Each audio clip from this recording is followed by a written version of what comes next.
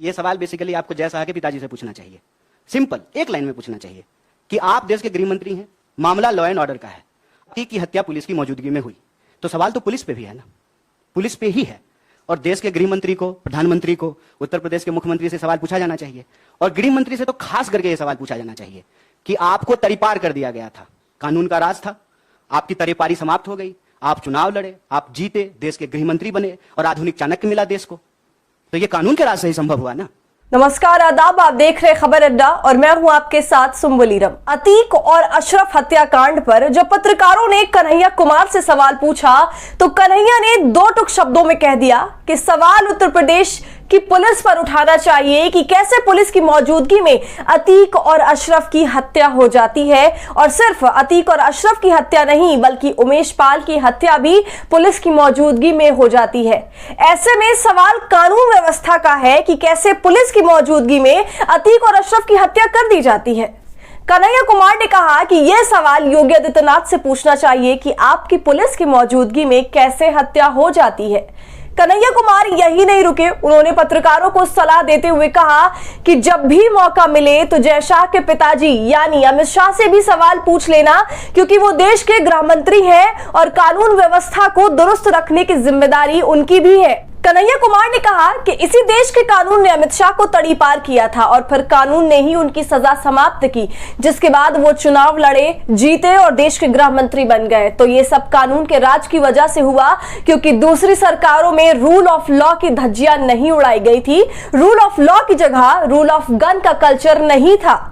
कन्हैया कुमार ने पत्रकारों से कहा कि आप लोगों ने बिल्कुल सही सवाल पूछा है, लेकिन ये सवाल आपने गलत आदमी से पूछ लिया। अगर हिम्मत हो तो उत्तर प्रदेश के मुख्यमंत्री योगी आदित्यनाथ से ये सवाल पूछ लेना। गृह मंत्री अमित शाह कभी प्रेस कॉन्फ्रेंस करे तो उन्हें ये सवाल जरूर दागना कि कैसे पुलिस की मौजूदगी में हत्या हो गई और पुलिस वालों ने बदले में एक भी फायरिंग नहीं की। मुझे नहीं लगता है क्या कि आप जो है गलत व्यक्ति से सही सवाल पूछ रहे हैं। अब गलत व्यक्ति हम इसलिए कह रहे हैं कि ये सवाल बेसिकली आपको जय शाह के पिताजी से पूछना चाहिए।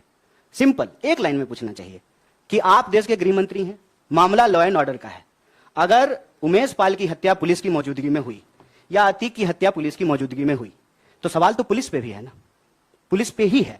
और देश के गृह मंत्री को, प्रधानमंत्री को, उत्तर प्रदेश के मुख्यमंत्री से सवाल पूछा जाना चाहिए।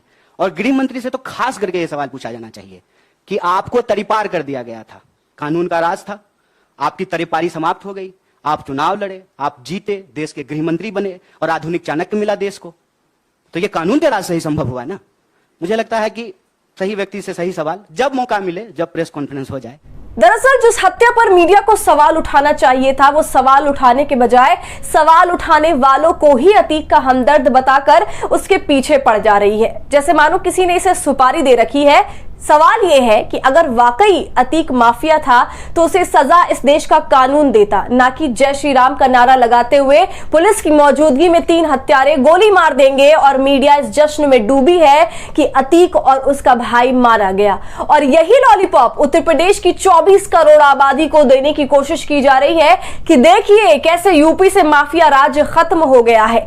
लेकिन कोई उस मुद्दे पर बात करने के लिए तैयार नहीं है कि यूपी में इस गन कल्चर से होगा क्या 2 माफियाओं को मारने के लिए 3 नए माफिया पैदा कर दिए गए?